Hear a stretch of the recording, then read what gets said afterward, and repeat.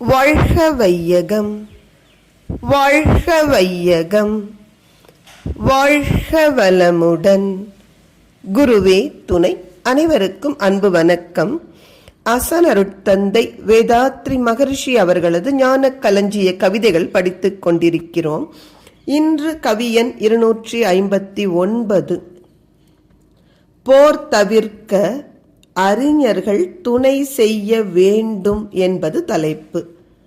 மனித இன தோற்றத்தின் மாண்பறிந்து பிறரை மதித்து உலகம் வாழ்வதற்கு மனமுவந்து நலம் செய் புனித மதத் தலைவர்களே, புகழ்மிக்க ஆட்சி பொறுப்பில் உள்ள அறிஞர்களே, பூ உலகில் எங்கும் தனிமனிதன் வாழ்க்கை நிலை தரமுயர்த்த உழைக்கும் தலைவர்களே, உங்களுக்கு தலை வணங்குகின்றேன்.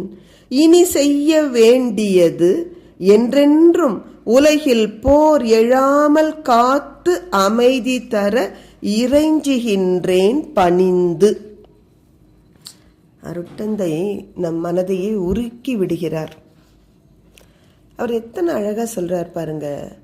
இன்றைக்கு மனிதர்கள் நாம் வசதியாக வாழ்கிறோம் என்றால் தன்னலமற்ற தலைவர்கள் பலரது தொண்டுதான் அதற்கு அடிப்படை காரணம்.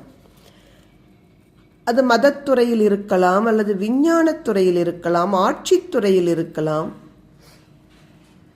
எந்த ஒரு துறையிலும் தன்னலமற்ற தலைவர்கள் தொண்டுதான் மனித வாழ்வின் தரத்தை உயர்த்தி இருக்கிறது. அந்த வகையில் மதத் தலைவர்கள் எப்பொழுதும் எப்படி இருக்கணும்னு அருட்தந்தை வழிகாட்டுறார் பாருங்க. அவர்களுக்கு இந்த மனித இன தோற்றத்தினுடைய மதிப்பு புரிந்திருக்க வேண்டும். அப்படி மதிப்பு புரிஞ்சதுன்னா எல்லோரும் சமம் என்பது தெரியும். இப்போ ஒருவரை ஒருவர் மதிக்கின்ற பண்பை அவர்கள் மக்கள் நடுவே வளர்த்தி எடுப்பார்கள். அப்படிப்பட்ட உயர்ந்த நலம் செய்யக்கூடிய புனிதமான மதத்துறையில் தொண்டு செய்யும் தலைவர்களே. ஆட்சி பொறுப்பு என்பதே அறிஞர்களால் வழிநடத்தப்பட வேண்டும். அங்க புகழ் இயல்பா வரும். அதனால் அது புகழ்மிக்க ஆட்சி பொறுப்பில் உள்ள அறிஞர்களே. இப்ப எல்லாரும் சேர்ந்து என்ன செய்றீங்க?